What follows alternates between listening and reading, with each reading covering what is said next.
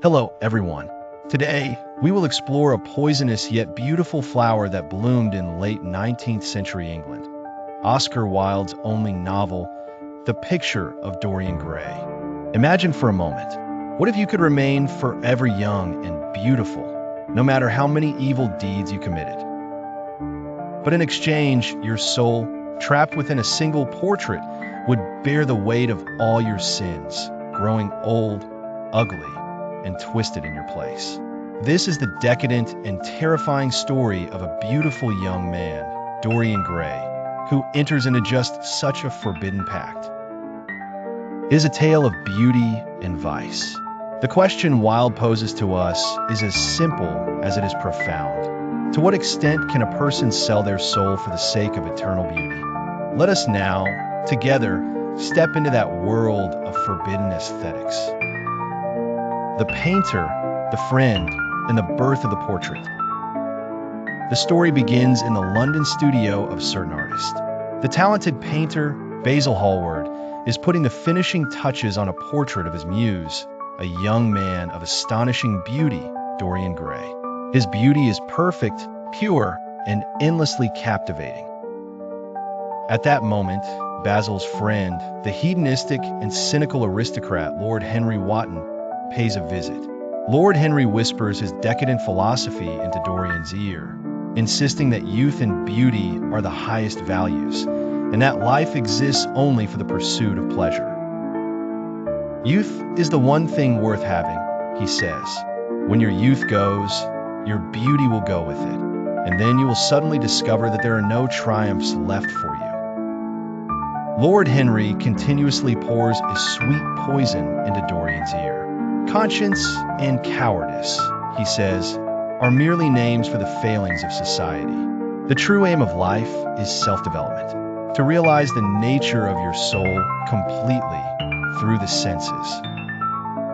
You must experience every desire and not be afraid of it. Dorian's pure, innocent heart was instantly stained by this dangerous and alluring philosophy. The moment the portrait is finished, Dorian is captivated by his own eternal youth trapped within the painting, and at the same time, he is struck by a fierce despair at the thought that this beauty will one day fade. On the spot, he murmurs a wish.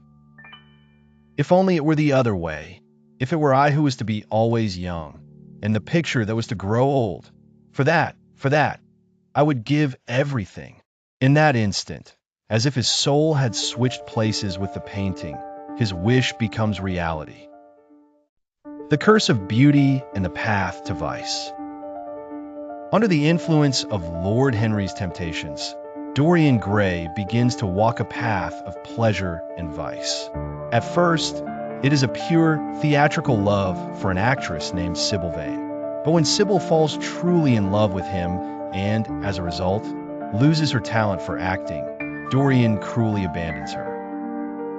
What he had loved in Sybil was the beauty of the fictional tragedy she portrayed on stage. But when she awakened to a true love for Dorian, her acting lost its brilliance, reducing her to a mere bad actress. For Dorian, this was the moment art degenerated into boring reality. He realized he had not been in love with the woman, Sybil, but with the art she performed. This cruel self-awareness marked his first sin. That night, when Dorian casually looks at the portrait, he notices that the face in the painting has a subtle sneer of cruelty around its mouth. And the next day, after learning that Sybil has killed herself out of despair, the face in the portrait has changed again, twisting into an even uglier, more distorted expression. Dorian realizes the terrifying truth. The price for his own evil deeds appears not on his own face, but on the portrait. He hides the painting away and, revealing his secret to no one, continues his days of hedonism and depravity. On the surface, he continues to shine as a dazzling figure in high society, but behind the scenes, he toys with people's lives, drives them to ruin, and eventually, even commits murder. The corruption of the soul, the portrait's transformation. As the years pass and his friends grow old, Dorian alone retains the flawless youth and beauty of his younger days. But the hidden portrait, as the mirror to his soul, undergoes a horrifying transformation with each passing day. Its face becomes etched with wrinkles, the flesh seems to rot, and it reveals the ugly, demonic expression of a man filled with hatred and vanity. The vice that appeared on the portrait told the story of his many sins, the complete story of his soul's damnation. The painter, Basil, hearing the dark rumors that surround Dorian, visits him. Troubled by the gap between Dorian's beauty and his evil reputation, Basil begs him, "I must see your soul." Dorian leads Basil to the hidden room with the portrait. Seeing the monstrous painting, Basil realizes it is the true face of Dorian's soul and begins to lament in horror. In that moment, driven by a fit of rage, Dorian impulsively murders Basil. The final judgment. Having committed the definitive sin of murder, there is no turning back for Dorian. He begins to feel an intense hatred for the portrait itself, the thing that dragged him into this nightmare. It is the symbol of his curse, the record of all his sins, the thing that consumes his soul. If only this painting did not exist, he thinks, my life could be pure again. He takes a knife and stabs the portrait, seeking to destroy it. That night, a terrible cry is heard from the house, followed by the confused shouts of the servants.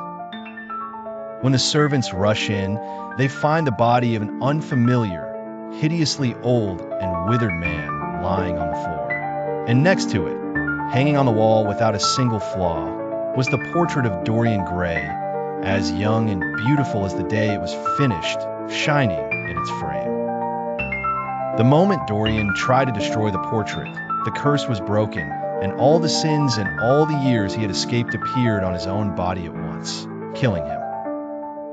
What Oscar Wilde depicted in the Picture of Dorian Gray was the perilous boundary between conflicting concepts, beauty and vice, art and morality, the soul and the flesh. Wilde famously argued that all art is quite useless and is independent from morality. However, this story depicts a man who pursued ultimate beauty and abandoned morality, only to meet a tragic end. Eternal beauty did not bring Dorian joy, but rather endless suffering and emptiness. This work asks us, if your soul and your body were to be separated, which would you choose? And where does true beauty truly reside? Thanks for watching. If you like this video, please give it a thumbs up and subscribe to the channel. I'll see you in the next video.